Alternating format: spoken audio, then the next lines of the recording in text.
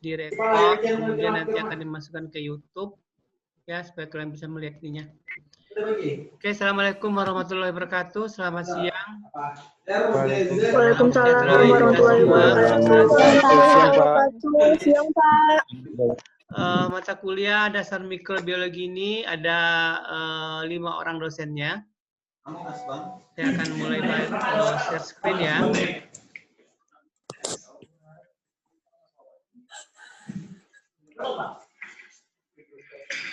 Ya, ini adalah RKPP daripada mata kuliah dasar-dasar mikrobiologi, yang mana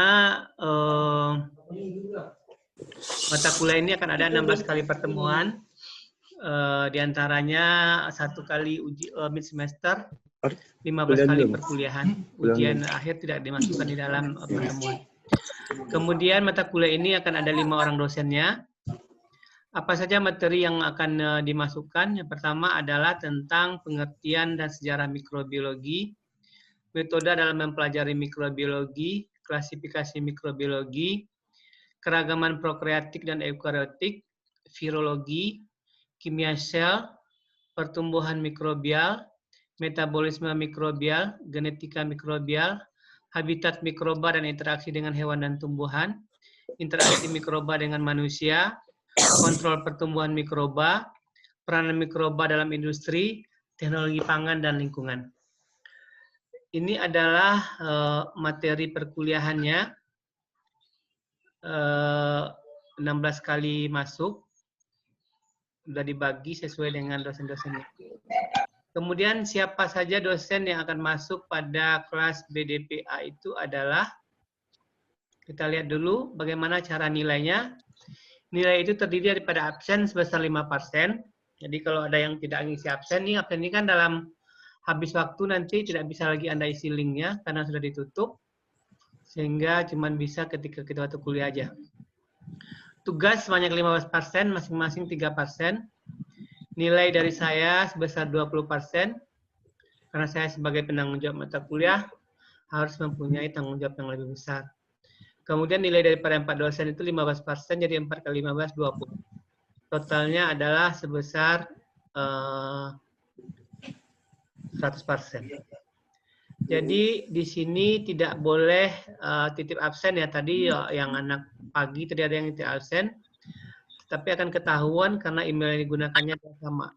Ya, itu nanti akan ketahuan, jangan titip absen. Kelas PDPA, siapa saja dosennya? Ini adalah saya pertama, pertemuan pertama, kedua, dan ke-15 akan saya. Kemudian Ibu Nursiwani pertemuan 3, 4, dan 6. Kemudian pertemuan ke-5, 13, dan 16 Pak Cipto. Kemudian Ibu Ise pertemuan ke-9, 12, dan 14.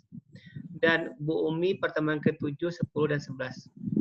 Itu adalah kontrak daripada perkuliahan kita tentang dasar-dasar mikrobiologi. Ada yang bertanya? Oke, lancar ya.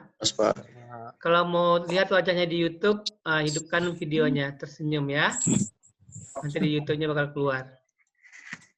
Kalau yang nutup videonya bakal nggak keluar di YouTube wajahnya. Ya. Ketika ini nanti akan saya bolak-balik ininya.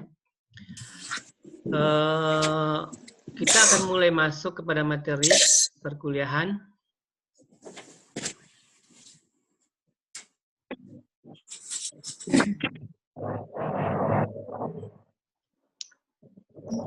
Yaitu materi pertemuan pertama kita adalah tentang sejarah dan perkembangan mikrobiologi. Kalau saya tanya, siapa yang tahu apa definisi daripada mikrobiologi? Saya, Pak. Ya, Saya, Pak. ya, si Sagita, Pak. Sagita. Apa Sagita?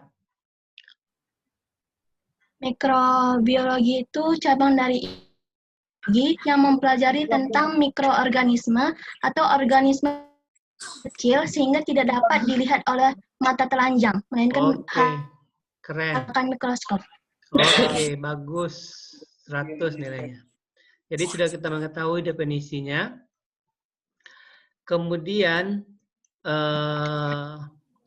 apa saja yang kita dipelajari di mikrobiologi biasanya adalah organisme yang tidak bisa dilihat dengan mata telanjang itu. Di antaranya adalah protozoa, alga, fungi, lichen, bakteri, dan virus. Keseluruhan mikroorganisme ini mempunyai pengaruh terhadap kehidupan daripada manusia. Siapa yang tahu apa dampak daripada mikroorganisme kepada manusia? Ada yang tahu apa pengaruh daripada mikroorganisme terhadap manusia? Mikrobiologi. Perikanan. Ada yang tahu? Si Bintang, suaranya keluar. Ya, Pak. Apa yang kamu ketahui tentang pengaruh mikroorganisme terhadap manusia? Pengaruh gimana ya? Apa dampaknya mikroorganisme terhadap manusia? Banyak, Pak. Seperti ada dampak positif, ada dampak negatifnya, Pak. Kalau seperti dampak positifnya, yang bisa kita rasakan itu seperti dalam proses pencernaan tubuh manusia, Pak. Itu mengurai kalau dampak negatifnya seperti dapat berbentuk seperti penyakit atau gangguan lainnya, Pak. Oke. Jadi mikroorganisme itu bisa memberi dampak, baik dampak positif maupun juga dampak yang negatif. Di antaranya dampak yang positif itu adalah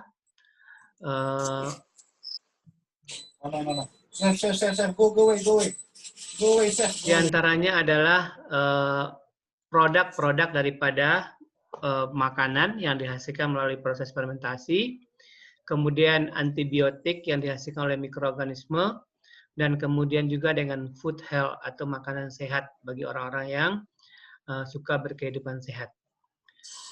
Apa makanan yang dihasilkan oleh melalui hasil fermentasi yang digunakan oleh manusia? Tempe, boleh, betul Amelia. Keju, Pak. Keju, boleh. Bisa. Yogurt. Oke. Kemudian mikroorganisme juga memberikan dampak negatif. Siapa yang tahu apa dampak negatifnya? Penyakit. Yaitu adalah terbentuknya serangkaian penyakit. Jadi mikroorganisme ini walaupun dia kecil, dia memiliki dampak yang sangat besar, yaitu hampir tiap tahun mikroorganisme itu mengeluarkan penyakit baru. Penyakit yang paling baru adalah Corona. Sudah tahu berapa manusia yang sudah terinfeksi oleh virus ini? Banyak, Pak. Sudah sebanyak 31 juta di dunia ini. Dan di Indonesia sudah 24.000. Di Indonesia sudah 240.000, maaf. Sementara di Riau sudah masuk kepada 5.000 orang. Jadi kalau ditanya, kenapa dulu nggak ada corona, sekarang ada corona? Ada yang tahu nggak? Karena munculnya mikroorganisme yang baru tadi, Pak. Emang zaman dulu mikroorganismenya nggak ada? Sudah ada. Ada, Terus? Pak, tapi belum Berkembang pesat. Berkembang pesat. Kenapa dia bisa berkembang? karena suatu penelitian laboratorium. Karena penelitian laboratorium, boleh. Terus yang lain jawabannya yang paling benar apa? Kenapa sekarang baru adanya? Dulu kok nggak ada? Karena cuaca, Pak. Karena cuaca. Dia tidak hidup dengan lingkungan yang bersih, Pak. Dia hidup dulu emang nggak ada orang hidup kotor? Ada juga kan? Ada. Kenapa dia nggak tumbuh? Jadi karena mikroorganisme itu adalah suatu organisme hidup yang simpel dan sederhana, sehingga dia sangat mudah untuk melakukan adaptasi dan melakukan mutasi gen. Zaman dulu nggak ada corona. karena ada virusnya virus yang lain. Tetapi ketika manusia semakin pintar, kita bisa melindungi diri, virus yang lama yang ada itu, dia memperbaiki dirinya. Misalnya mereka ada 100 misalnya, kemudian masuk ke kondisi kita biasa mandi dengan baik, sabun kita baik, sehingga nggak bisa hidup. Yang tinggal 10. Yang 10 ini mengalami mutasi gen, sehingga dia menjadi lebih kuat lagi, lebih tahan lagi terhadap segala kondisi, baik kondisi lingkungan, kondisi daripada makanan, kondisi daripada hal-hal yang membahayakan. Maka kita ketahuilah mikroorganisme itu selalu setiap tahun ada penyakit-penyakit baru yang dia timbulkan. Yang berasal bukannya zaman dahulu tidak ada. Memang zaman dahulu itu memang tidak ada mikroorganismenya, tetapi mikroorganisme yang ada itu mengalami mutasi, tersebutlah mutasi gennya, sehingga menimbullah dia mikroorganisme baru, sehingga bisa menyebabkan penyakit-penyakit yang baru. Yang terbaru adalah penyakitnya adalah corona. Kemudian pada tahun 2018 ada virus Kriston, 2017 ada lembaga, 2017 ada Black Death, ada cacar monyet, ada difteri, ada penyakit Zika, ASN, infeksi paru-paru, Ebola, MERS. Kemudian ada hand, foot, and mouth disease, ini pada penyakit hewan. Ada Middle East Respiratory Syndrome, ini adalah penyakit orang-orang yang sering pergi umroh, biasanya membawa penyakit ini. Kemudian ada batuk kerjan, ada flu babi, demam berdarah disebabkan oleh virus lujo, ada flu burung, ada hantavirus, dan segala macamnya. Kalau kita lihat semakin ke bawah, ada terus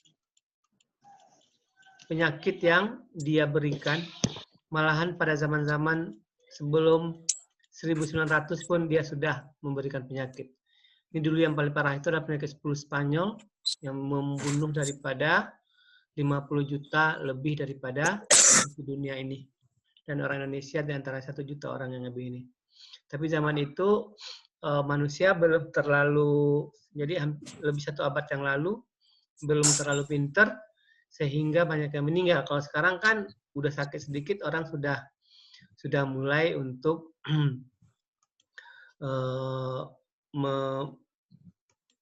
mencari bagi jalan keluarnya agar tidak tertular penyakit yang lebih berbahaya atau penyakit ini. Sehingga bisa kita lihat bahwasanya penyakit itu yang dihasilkan oleh mikroorganisme itu sebelum Masehi pun sudah ada yang disebabkan oleh mikroorganisme. Demikian dahsyatnya perkembangan daripada mikroorganisme, sehingga kita selalu butuh akan bagaimana kita mempelajari mikroorganisme tersebut, sehingga kita bisa menangani jika terjadinya serangan-serangan balik. Kemudian, kalau saya tanya, apa makanan yang paling mahal yang pernah dibeli?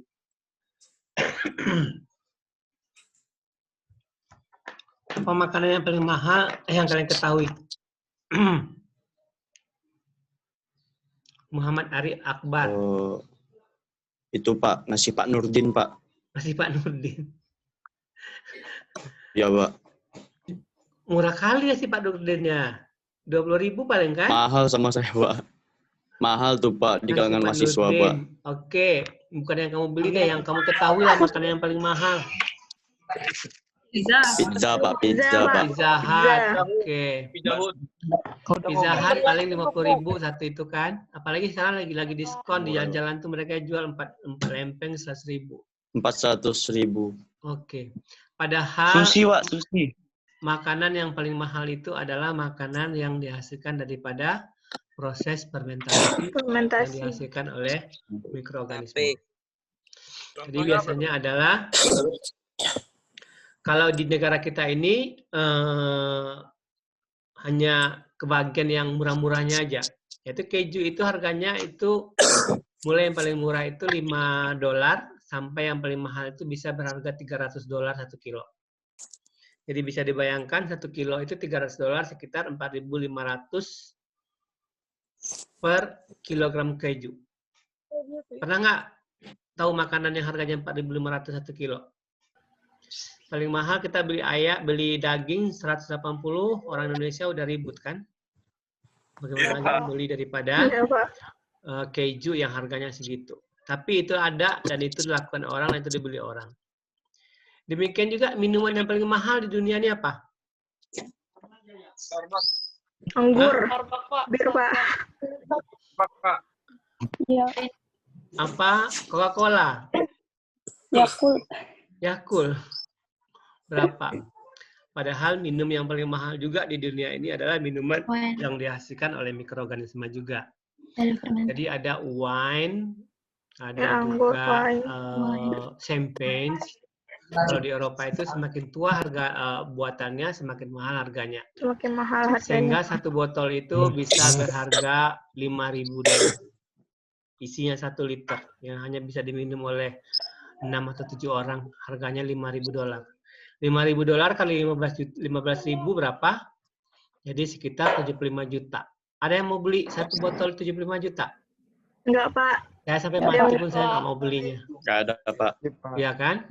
Jadi begitu mikroorganisme ini banyak istimewanya.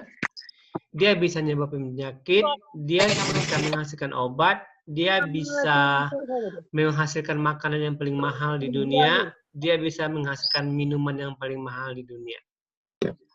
Dan lain segala macamnya. Kemudian kita tahu juga makanan yang itu juga tergantung dari mana dia berada. Kita juga mempunyai makanan-makanan yang hasil daripada mikroorganisme atau minuman daripada mikroorganisme, tapi harganya nggak bisa mahal. Jadi dari mana makanan itu dilahirkan, di situ harganya lebih tinggi. Tempe lahirnya di Indonesia, paling sepotong udah digoreng cuma 1.000 kan? Andai aja tempe lahirnya di Swiss, mungkin harganya lebih mahal. Seperti harga keju kan? Satu lempeng itu nggak bisa dapat berapa itu kita baca. Keju yang paling murah itu apa yang tipis-tipis itu yang 5 itu? Mozzarella ya? Iya, Pak. Itu harganya udah 20.000. Cheese mozzarella. Lempeng kan? Kecil aja. Kemudian minuman orang Batak apa? Tuak. Tuak. Tuak itu juga dari hasil fermentasi daripada mikroorganisme. Tapi karena lahirnya di Batak, maka harganya murah. Cuman paling mahal 20.000 1 liter. Andai aja tuak itu lahir di Prancis, mungkin harganya akan sama dengan champagne ya. Iya, Pak. Ya kan? Mahal. Ya, bisa Jadi Pak. di mana makanan minuman itu dilahirkan juga akan menentukan harganya. Sama juga dengan manusia, di mana dia dilahirkan akan menentukan harganya. Andai aja Cristiano Ronaldo lahirnya di Tarutung, kira-kira bisa sehebat ini nggak dia? Tidak, Pak. Belum Ya, Pak. tentu, Pak. Nggak kan? Mungkin kalau diadu mainnya Ronaldo dengan Bambang Pamungkas mungkin ya nggak terlalu jauh lah bedanya. Tapi harganya sangat berbeda. Andai aja Brad Pitt lahirnya di Sibolga, kira-kira semahal itu nggak biayanya? Enggak, Pak. Nggak kan? Jadi di mana kita dilahirkan juga menentukan value daripada kita. Karena kiblat daripada dunia ini sekarang masih ke Amerika. Kiblat bola itu adalah di Eropa. Jadi semua orang pengen jadi pemain yang mahal, dia harus ke Eropa. Walaupun Amerika Selatan banyak pemain-pemain hebat, tapi pemain hebat itu ujung-ujungnya hijrah juga ke Eropa. Demikian juga kalian, kalau pengen menjadi orang hebat, harus hijrah dari kampungnya. Harus hijrah dari kotanya, harus hijrah dari negerinya. Bisa jadi hebat ya. Oke, kita ini si Dinda Aulia baru masuk. Kita udah mau balik. Ini nanti 40 menit dia akan otomatis habis ya. Karena Zoom gratis, jadi dia nggak bisa mahal-mahal. Nggak tahu jalan keluarnya seperti apa. Mikroorganisme itu juga memiliki peran sangat kunci di alam ini, yaitu dia bisa menjaga, memulihkan, dan meningkatkan kualitas di alam, di tanah, dan dia ada di tanah, ada di air, dan dijumpai mikroorganisme juga mampu menyediakan nitrogen, fosfor, sulfur, logam-logam. Dia juga bisa mampu menghasilkan zat-zat pemacu pertumbuhan bagi tanaman. Kemudian mikroorganisme itu dia, aduh udah mau habis ya, 10 menit lagi ya. Kita cepat-cepat aja. Iya, Pak. Yang udah punya itu siapa? Yang sudah dapat ini dari itu, dari kementerian. Saya, Pak. Katanya bisa jadi host, katanya bisa lebih lama. Katanya, saya juga nggak tahu. Pakai Google Meet aja, Pak. Waktunya nggak ada limitnya kalau di Google Meet. Oh, gitu ya? Iya, Pak. Saya belum pernah pakai malah Google Meet. Udah, Pak. Google Meet lebih nggak ada limit waktunya, Pak. Nggak kayak Zoom dan lebih aman juga kalau pakai Google Meet. Oke, kalau nanti mati kita coba Google Meet ya. Oke, Pak. Kita lanjut aja dulu ya. Ya, Maka Pak. bisa kita lihat mikroorganisme itu punya ukuran yang sangat kecil, yaitu ukurannya adalah 0,1 mm. Kurang dari 0,1 mm. Artinya biasanya disebut dengan satuannya adalah mikron. 1 mikron itu adalah 0,001 mm. Kalau saya tanya 1 mm, 1 mikron itu berapa meter? 100.000 Ada yang tahu? milimeter. 1000, Pak. 1 mikron itu berapa meter? 100. Oh, 10 0,001. 10 pangkat 10? negatif 6, Pak. 10 pangkat negatif 6. Bagus, 10 pangkat minus 6. Jadi sangat-sangat kecil sekali sehingga nggak bisa lihat dengan mata. Kemudian ilmu mikrobiologi itu sudah berkembang menjadi ilmu virologi, bakteriologi, mikologi, mikrobiologi pangan, mikrobiologi tanah, mikrobiologi industri, dan sebagainya. Sehingga orang mempunyai ahli masing-masing, dan sekarang yang paling ahli juga adalah mikrobiologi kesehatan. Itulah orang-orang yang ahli-ahli dengan corona segala macamnya. Kemudian mikroorganisme itu mempunyai peran yang sangat strategis di alam ini. Bisa dia sebagai produsen, jadi dia bisa menghasilkan sesuatu. Kemudian dia berperan sebagai konsumen, yaitu dia membutuhkan sesuatu. Dan yang ketiga dia berfungsi sebagai redusen.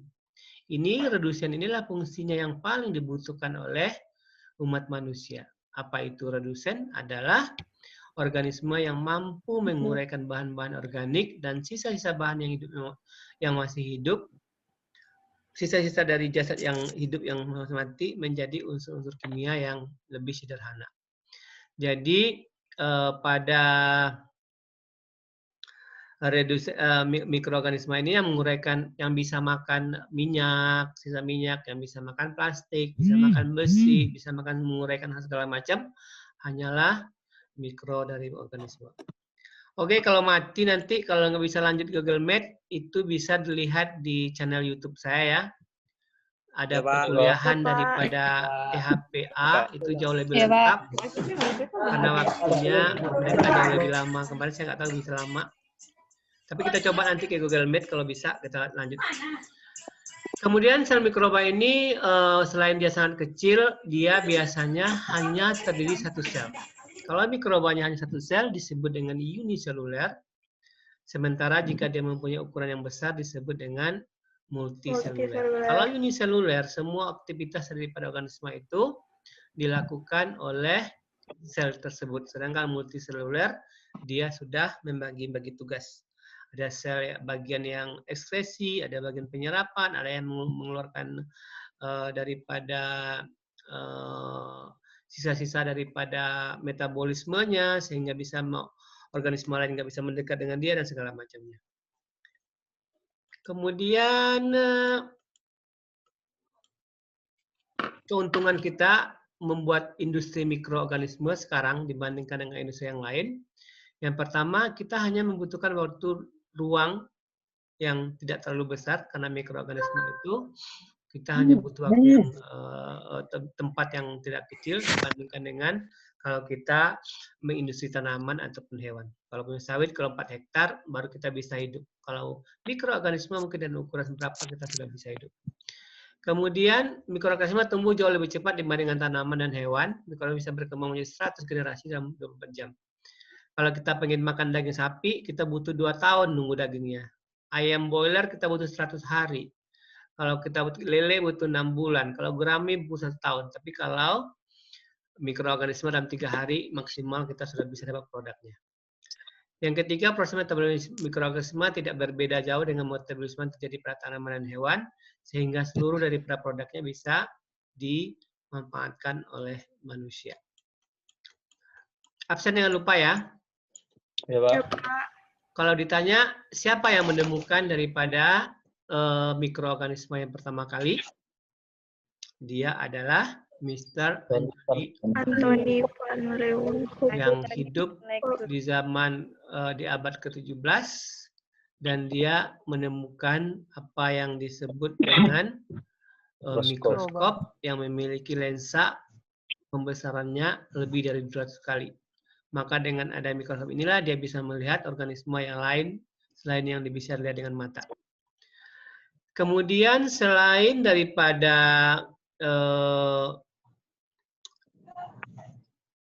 Anthony van Leeuwenhoek ini, maka keluarlah pendapat-pendapat yang lain. Menyatakan bahwasanya ada yang disebut dengan teori abiogenesis yang menyatakan makhluk hidup itu berasal daripada benda mati. Kenapa dia mengatakan begitu? Pada ahli yang ini menyatakan bahwasanya kalau kita letakkan daging di tempat terbuka, maka kita tidak bisa dalam waktu yang singkat itu akan mungkin dalam 2-3 hari akan ada ulat-ulat lain yang tumbuh. Sehingga dia menyatakan dengan daging itu maka sudah akan ada ulat-ulat yang lain. Sehingga dia berpendapat makhluk hidup itu berasal daripada organisme yang mati. Kemudian banyak lagi yang pengganjal daripada teori-teori ini, ada Francisco Redi, ada Lazaro Spallanzani, ada Franz Kuhl, ada Theodorus Kuhn, ada ini karena mau habis waktunya ya, Louis Pasteur, kemudian ada John Tyndall, bisa kita lihat nanti itu keterangannya. Kemudian mikroba penyakit ada Robert Koch yang sangat terkenal dengan postulat Koch-nya. Kemudian ini adalah postulatnya, nanti saya jelaskan lagi. Kemudian banyak lagi penemuan yang ditemukan oleh orang-orang tentang dunia daripada mikroorganisme.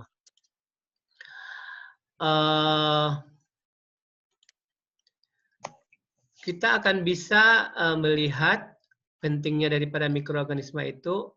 Kalau yang mau masuk YouTube, wajahnya kelihatan ya. Nanti yang nggak ada wajahnya nggak kelihatan di YouTube-nya. Ini saya lagi copy wajah kalian. Kalau nggak kelihatan, ya udah. Ini karena namanya aja yang kelihatan. Nggak kelihatan di ininya. Karena ini udah mau habis waktunya, kita akan tambahkan keterangannya. Jika tadi nggak bisa nanti di Google Meet, nanti untuk yang lebih lengkapnya itu di channel YouTube saya, itu namanya Feliatra Channel. Itu sudah ada di perkuliahan THPA, itu lebih lengkap waktunya. Karena kemarin sepertinya nggak terlalu panjang ngomongnya, sehingga materinya sudah lengkap di sana semuanya. Sampai di sini ada pertanyaan? Sudah jelas. Sudah jelas semua ya? Ya, Pak. Sudah, Pak. Oh, kalau udah jelas semua berarti nggak perlu lagi di ini Sudah, ya? Ya, Pak. Nggak perlu lagi dilanjutkan ke classmate, ya? Kenapa untuk dipakai lah? Oke lah kalau demikian, karena ini betul-betul sudah mau habis waktunya. Kita akan selesaikan perkuliahannya. Dan sampai jumpa pada perkuliahan selanjutnya. Oke, Selamat Pak. sore. Oke, Pak. Terima kasih, Pak. Terima kasih, Pak. Terima kasih, Pak.